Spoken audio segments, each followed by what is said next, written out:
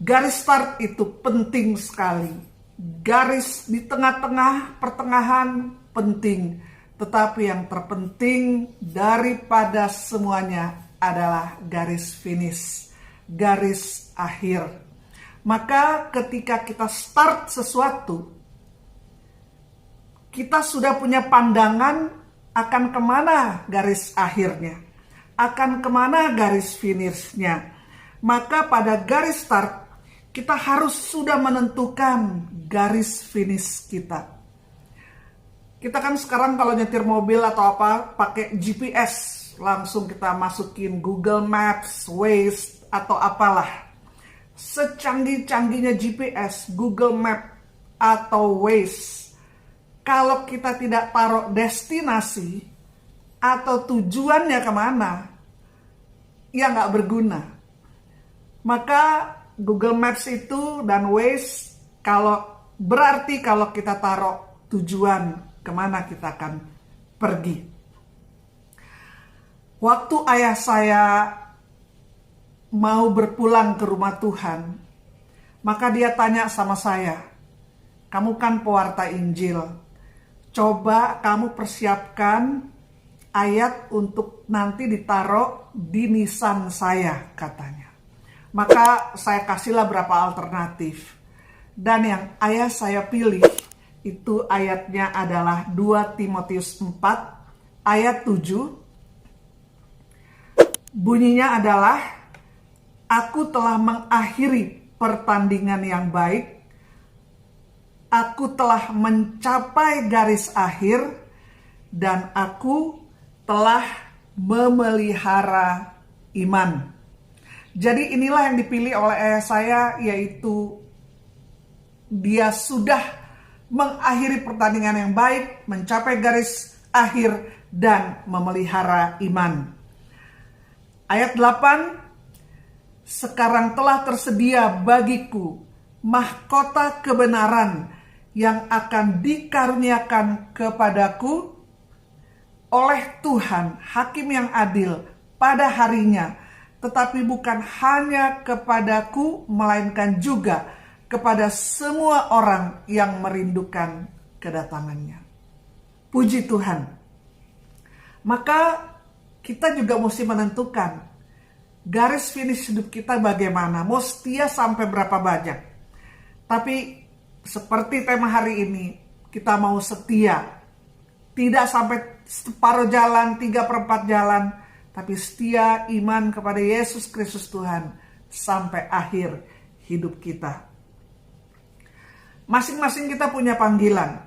Ada yang jadi biarawan, biarawati, ada yang jadi wira swasta, ada yang sekretaris, ada yang di bidang komputer, di bidang IT, atau ibu rumah tangga, atau apalah, kita ada panggilan masing-masing.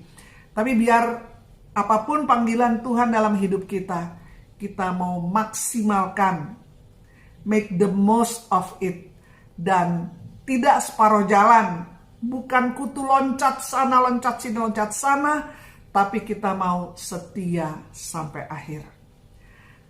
Entah itu pelayanan atau dimanapun, di PD, di mana, kita mau setia. Kadang-kadang ada orang, wah nggak dapat apa-apa nih di sini, pindah PD deh. Wah nggak dapat apa-apa nih, pindah gereja. Bahkan ada yang jadi turis gereja, pindah-pindah gereja. Karena mau dapat yang memberkati dia. Padahal Yesus berkata, biarlah kita lebih baik melayani bukan untuk dilayani. Jadi dimanapun kita berada, bukan apa yang tempat ini bisa kasih pada saya, apa yang komunitas ini bisa kasih pada saya, apa yang PD ini bisa kasih pada saya, gereja bisa kasih pada saya, tapi apa yang dapat saya berikan pada PD, pada komunitas, pada gereja, pada tempat saya bekerja, dimanapun saya berada, keluarga, bukan apa yang bisa saya dapat, tapi apa yang bisa saya kasih bagi tempat-tempat di mana Tuhan mau kita berada. Karena kalau kita pindah, nggak ada PD yang sempurna, nggak ada gereja yang sempurna. Yang sempurna itu hanyalah Tuhan saja. Maka kalau kita lihat ada yang nggak sempurna, ya kita berpartisipasi aktif untuk memberi sumbangan, baik pemikiran, tenaga, waktu, uang, untuk tempat di mana Tuhan menempatkan kita, panggilan Tuhan pada kita mau majukan bersama-sama. Dan semua itu gak pernah mulai dari yang besar. Firman Tuhan berkata, semua itu mulai dari yang kecil. Kita juga mulai dari bayi dulu, baru jadi dewasa. Maka kita baca Lukas 16 ayat 10. Barang siapa setia dalam perkara-perkara kecil, ia setia juga dalam perkara-perkara besar. Dan barang siapa tidak benar dalam perkara-perkara kecil, ia tidak benar juga dalam perkara-perkara besar. Maka semua akan jadi besar, mulainya dari kecil dulu. Mulai dari bayi, mulai dari benih, baru makin hari makin besar.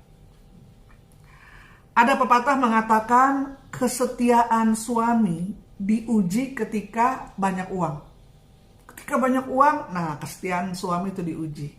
Tapi kesetiaan istri diuji ketika suaminya bangkrut atau suaminya nggak punya uang. Nah disitulah diuji kesetiaannya. Tapi kita semua tidak seperti itu. Kita mau setia pada tempat di mana Tuhan tempatkan kita, baik di keluarga, di pelayanan, di bisnis, di mana aja. Selama Tuhan tempatkan, kita mau setia. Kalau setia waktu lagi enak, lagi seneng, gampang. Tapi bagaimana kita setia juga kepada Tuhan ketika semuanya lagi serba salah, ketika tidak ada sesuatu yang jadi atau berkat yang seperti nggak ada. Disitulah diuji kesetiaan kita. Ada satu ayat yang saya senang juga ya, kita akan lihat memberkati. Ini tentang Daud. Mazmur 73 ayat 21. Ketika hatiku merasa pahit, aduh hatinya pahit. Kita kadang-kadang mulutnya juga pahit, tapi ini hati pahit. Dan buah pinggangku menusuk-nusuk rasanya. Ini yang luar biasa. Aku dungu dan tidak mengerti. Kadang-kadang tuh aduh masalah gak jelas, gak tahu kenapa gitu, yang gak mengerti. Tapi ini yang dilakukan oleh Daud. Seperti hewan aku di dekatmu. Jadi seperti hewan dia di dekat Tuhan. Ayat 23. Tetapi aku tetap di dekatmu. Mau mengerti gak mengerti, mau pahit gak pahit, mau susah mau senang. Tapi Daud mengambil keputusan. Aku tetap di dekatmu. Engkau memegang tangan kananku. Dengan nasihatmu engkau menuntun aku. Dan kemudian engkau mengangkat aku ke dalam kemuliaan. Jadi ketika pahit, ketika gak jelas, tetap saja dekat dengan itu. Saya divonis kanker getah bening, kanker payudara, saya di kemoterapi 8 kali, 25 kali radiasi, 4 macam operasi. Saya lagi gak punya uang, saya keluar asuransi, saya sakit. Jadi sakit gak ada asuransi. Ada masalah keluarga. Kemudian pelayanan juga. Ketika kita sukses, ketika kita diberkati, teman itu banyak.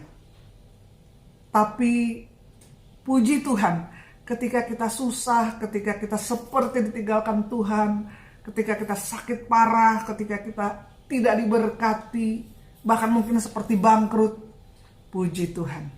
Di situ baru terlihat siapa saudara dan teman yang sejati dan siapa yang bukan. Nah waktu itu juga saya juga gak mengerti. Karena sudah 27 tahun pelayanan, ke desa-desa lagi pelayanan.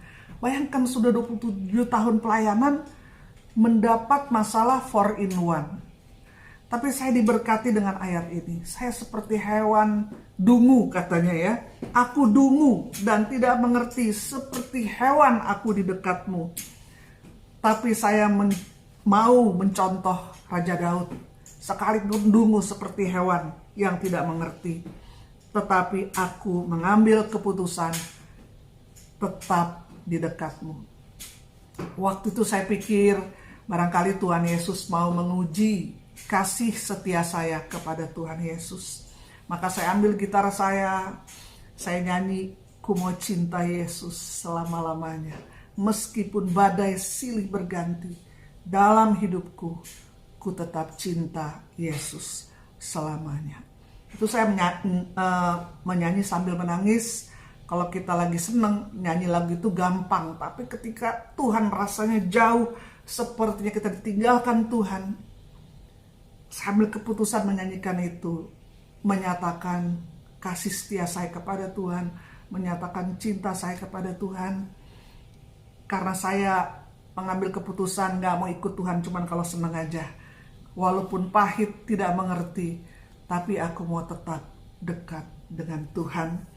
Dan firman Tuhan ini luar biasa, yaitu dengan nasihatmu engkau menuntun aku, dan kemudian engkau mengangkat aku dalam kemuliaan. Maka setelah 2 tahun segala berobat di nuklir, di Sumeta, di radiasi, operasi 4 macam, segala sesuatu, akhirnya Tuhan menganugerahkan kepada saya kesembuhan. Secara mujizat, dokter berkata, ini mujizat.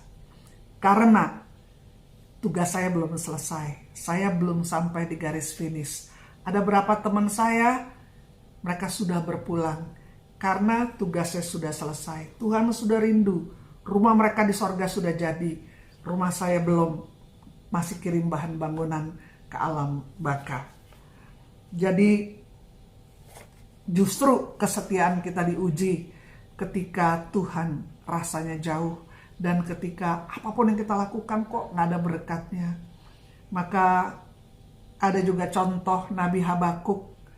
Dia berkata, sekalipun pohon ara tidak berbunga, pohon anggur tidak berbuah, hasil pohon zaitun mengecewakan, kambing, domba, lembu, sapi semua terusir dari kurungan. Tetapi aku mau tetap memuji Tuhan. Karena pencobaan tidak pernah melebihi kekuatan. Dan ketika kita dicobai, Tuhan adalah setia dan adil. Dia berikan kepada kita jalan keluar untuk kita dapat menanggungnya. Semua masa dalam hidup kita ada expired date, ada kadaluarsa. Maka nantikanlah Tuhan. Kita akan lihat ayat selanjutnya. Ini dari Rasul Paulus, 1 Timotius 1 ayat 12. Aku bersyukur kepada Dia yang menguatkan aku, yaitu Kristus Yesus Tuhan kita. Karena Ia menganggap aku setia dan mempercayakan pelayanan ini kepadaku. Ayat ini juga sangat memberkati karena saya orang yang bukan tipe yang disiplin gitu. Jadi kadang-kadang saya mau diet, aduh gagal. Saya mau baca Alkitab tiap hari, gagal. Saya mau berdoa, pokoknya saya bukan orang yang disiplin banget lah. Maka saya suka kecewa sama diri saya sendiri. Kok saya nggak sesetia teman-teman PD saya misalnya ya, atau nggak hafal ayat kayak teman-teman saya. Tapi ayat ini menghibur. Bagaimana Rasul Paulus berkata, aku bersyukur kepada Dia yang menguatkan aku, yaitu Kristus Yesus Tuhan kita. Karena Ia menganggap aku setia.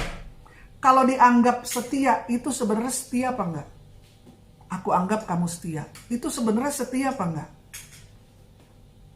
Sebenarnya kita tuh banyak enggak setia. Tapi Tuhan anggap setia. Sekalipun enggak setia, Dia anggap setia, Dia anggap setia, Dia anggap setia. Dan Dia percayakan pelayanan kepada kita. Sekalipun kita pernah mengecewakan Tuhan berapa kali bahkan. Tapi Tuhan menganggap kita setia. Dan Dia tidak putus asa percaya kepada kita. Lama-lama saya puhau ise juga sama Tuhan. Ya kan, udah gagal dianggap setia, udah begini dianggap setia, dipercayakan pelayanan. Lama-lama saya belajar dan mau bertumbuh.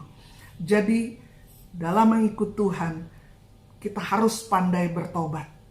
Jatuh bangun kita mengikut Tuhan, itu grafiknya mesti naik. Makin hari makin setia, makin tekun, makin disiplin. Jangan ikut Tuhan, grafiknya tuh datar. Makanya orang suka protes, percuma lo pede-pede, marah-marah terus. Pede-pede masih nipu, masih bohong. Rajin ke gereja dari Senin sampai Minggu, sampai Senin lagi. Tapi gosipnya gak berhenti-berhenti, iri, negatif. Nah itu tuh datar. Bahkan yang ngeri tuh pernah jadi orang baik kayak Yudas gitu, tapi grafiknya malah turun. Waduh, kita nggak mau begitu. Tapi kita mau happy ending. Kita mau grafiknya naik di dalam Tuhan, di dalam kesetiaan, di dalam kedisiplinan, kerajinan, kekudusan kita mengikut Tuhan. 2 Timotius 2 ayat 13. Jika kita tidak setia, dia tetap setia karena dia tidak dapat menyangkal dirinya. Jadi entah kita jatuh bangun, kita tetap bertobat dekat dengan Tuhan, kita mau makin maju. Karena biar kita gak setia, Tuhan tuh tetap setia. Karena dia gak bisa menyangkal dirinya, dia Allah yang setia. Dia Allah yang setia. Maka tahun ini kan adalah tahun refleksi. Biarlah kita refleksikan. Apakah saya udah setia belum sama Tuhan? Udah setia belum kepada keluarga? Udah setia atau enggak di pelayanan? Pada panggilan, pada bisnis yang Tuhan percayakan. Tahun refleksi. Izinkan Roh Allah Roh Kudus terangnya merefleksi hidup kita. Kelihatan debu-debunya supaya kita mau bersihkan. Amsal 19 ayat 22. Sifat yang diinginkan pada seseorang ialah kesetiaannya. Lebih baik orang miskin daripada seorang pembohong. Dari kota ke kota saya suka tanya nih, coba orang tua yang punya anak gadis. Wah, ada seorang pria ganteng banget naksir sama anak gadis kamu. Udah ganteng, kaya, pinter, waduh keren banget deh pokoknya. Dia kelemahannya cuma satu. Kelemahannya cuma tidak setia. Kira-kira boleh nggak anak kita kawin sama yang begitu? Semuanya keren banget. Kelemahannya cuma satu, nggak setia. Waduh, karena firman Tuhan di sini dikatakan, sifat yang diinginkan pada seseorang ialah kesetiaannya. Amsal 20 ayat 6. Banyak orang menyebut diri baik hati. Ya, jadi kalau orang yang suka bilang, oh saya baik, sebenarnya sih nggak baik-baik amat ya. Sekarang orang baik itu nggak pernah muji diri. Yang memuji itu orang lain. Mangga nggak pernah ngaku-ngaku manis nih saya buahnya. Yang merasakan mangga manis itu orang lain. Jadi banyak orang menyebut diri baik hati. Tetapi orang yang setia, siapakah menemukannya? Maka nanti ada ujian-ujian kesetiaan dari Tuhan bagi kita. Tapi ketika kita sedang diuji, mata kita memandang terus kepada Tuhan. Karena ujian itu pasti berakhir. Dan kita rindu semua ujian dalam hidup kita berakhir menjadi puji-pujian bagi kemuliaan nama Tuhan. Pernah saya satu ketika lagi susah di dalam pelayanan, lagi banyak tantangan, lagi berat hatinya. Kemudian saya pelayanan. Kadang-kadang saya suka diminta pelayanan juga di gereja-gereja lain gitu. Nggak cuma di gereja Katolik. Waktu itu ada gereja lain di kota Bandung. Dan sebelum firman, walaupun hati saya berat waktu itu mau bawa firman, ada paduan suara maju ke depan. Dan paduan suara itu menyanyikan lagu yang membuat hati lega dan terangkat, dan ketika maju bawa firman Tuhan, saya benar-benar luar biasa terharu dan diberkati, dan sehingga bisa menjadi berkat. Ini adalah ayatnya, Matius 25 ayat 21. Maka kata tuannya itu kepadanya, baik sekali perbuatanmu itu, hai hambaku yang baik dan setia. Engkau telah setia dalam perkara kecil, aku akan memberikan kepadamu tanggung jawab dalam perkara besar. Maka kata tuannya, masuklah, turutlah dalam kebahagiaan Tuhanmu. Jadi kita rindu pas akhir hidup kita menghadap Tuhan.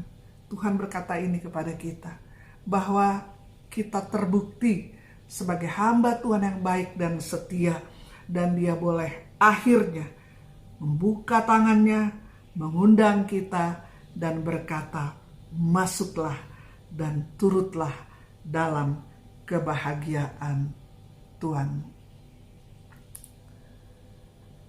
Pada tahun refleksi ini, kita mau merefleksikan apakah hidup kita hari demi hari, bulan demi bulan sudah mendekati destinasi tujuan kita, atau melenceng ke kiri, ke kanan. Nggak apa-apa, kita bertobat dan kita mau menentukan arah destinasi yang jelas, yaitu firman Tuhan juga berkata, Rasul Paulus juga punya banyak kegagalan, tapi dia mengambil keputusan, aku melupakan apa yang di belakangku dan mengarahkan mataku kepada apa yang di hadapanku, dan berlari-lari pada tujuan, yaitu panggilan sorgawi di dalam Yesus Kristus Tuhan.